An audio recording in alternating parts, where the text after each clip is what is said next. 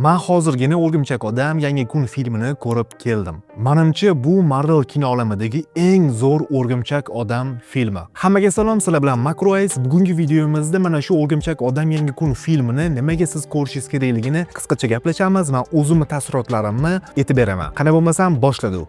Bilasizmi, biz doim shunday deb kelganmiz. Tobey Maguire eng yaxshi Peter Parker, Andrew Garfield esa eng yaxshi O'rgimchak odam. Tom Holland esa har doim shu ikkovi orasida qolib ketardi. Lekin bu filmda bu safar hammasi boshqacha. Tom Holland go'yo ikkalasidan ham eng zo'rini olib qo'ygandek. Andrewdan haqiqiy jismoniy real parvozlarni, Tobeydan esa yurakni ezib yuboradigan, quchoqlab qo'yishni istaydigan o'sha Peter obrazini. Kinoni ko'rib bo'lishimiz bilan, ya'ni titrlardan keyingi sahnasigacha kutib ko'rib bo'lishim bilan shu filmni yana qayta ko'rgim keldi. Bilasizlarmi nimaga? Chunki juda ham zo'r chiqqan va men ertaga, ya'ni 7-avgust kuniga yana bitta bilet sotib oldim. Do'stim bilan tushib yana boshqatdan bitta ko'ramiz va o'sha ko'rganimizdan keyin ikkir-chikkirigacha tahlil qilamiz. Shu uchun sahifamizga obuna bo'lib, qo'ng'iroqchani bosib qo'ysanglar, tahlil video chiqqanda ham o'tkazib yormaysizlar. Ana endi filmdagi menga eng yoqqan narsa haqida gaplashamiz, ya'ni Sadie Sink haqida gaplashamiz.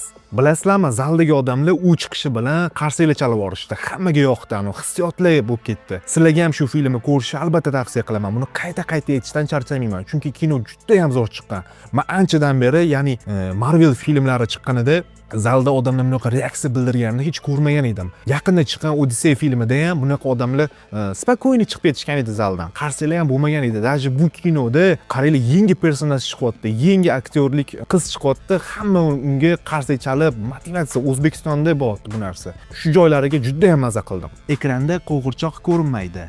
Jonli haqiqiy qahramon bo'lib keladi. Kevin Feige bu rolga aynan uni tanlagani juda to'g'ri qaror bo'lgan. Uni sirli urushlarda yana ko'rishimiz mumkin. Va rostini aytsam, buni sabrsizlik bilan kutyapman. Bu film juda ham hissiy chiqqan, ba'zi joylarda hatto og'ir. Peter 4 yillik yolg'izlikdan keyin chiday olmay ekranga kirib keladi va bu his sizga ham o'tadi, ishonchim komil.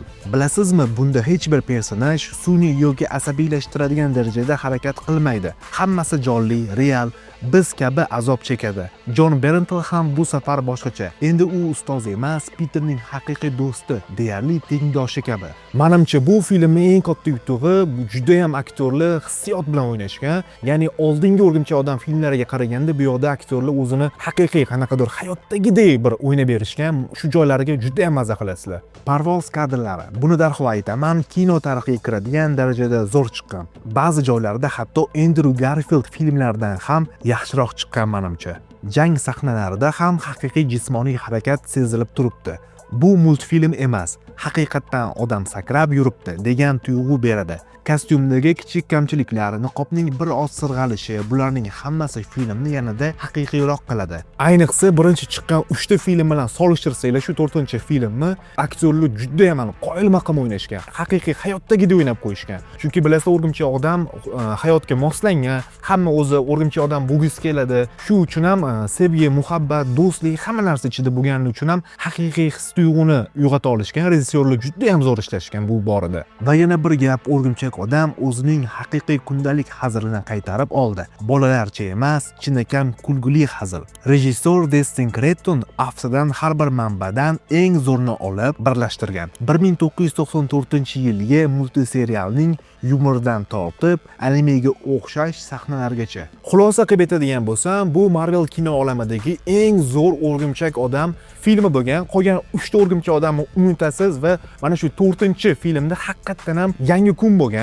Juda zo'r chiqqan. Agar siz hali ko'rishga ulgurmagan bo'lsangiz, albatta borib ko'rishingizni tavsiya qilaman. Chunki agar ko'rmaydigan bo'lsangiz, keyingi chiqadigan videomizda, ya'ni 30-35 daqiqalik spoilerli tahlil videomizni ko'ra olmay qolasiz. Nimaga desangiz, siz spoiler bilan ko'ra olmaysiz, chunki filmni hali ko'rmagan bo'lasiz. Internetdagi har xil pirat yozib olinganlarni ko'rishni tavsiya qilmayman, chunki unaqa emotsiya ola olmaysiz. Kino zaldagi emotsiya, odamlar bilan ko'rgan emotsiyani ola olmaysiz, chunki bu filmga bilasizlar, Marvel fanatlari tushadi. O'shaning uchun sizlarga ham borib ko'rishni tavsiya qilaman. Shaxsan o'zim aytganimdek, 7-avgust kuni yana qayta tushmoqchiman o'zbek tilidagisiga. Men bugun rus tilidagisiga tushdim, chunki oldindan bir o'lash faqat rus tiliga ochilgan edi, keyin o'zbek tiliga ochishdi va o'shanga tushdim. va ertaga o'zbek tilisini ham ko'rib, chuqurroq ma'lumotlar olib, tahlil qilamiz. Shuning uchun sahifamizga obuna bo'lib qo'ying, like bosing, kommentariyani portlatib yuborsangiz, tahlillar zo'r bo'ladi. Ana yozda ko'rgan eng zo'r tahlilni men o'zim sizlarga qilib beraman. Shu bilan videoni tugatamiz do'stlar. Sizlar bilan Makroice bo'ldi. Keyingi videolargacha xayr.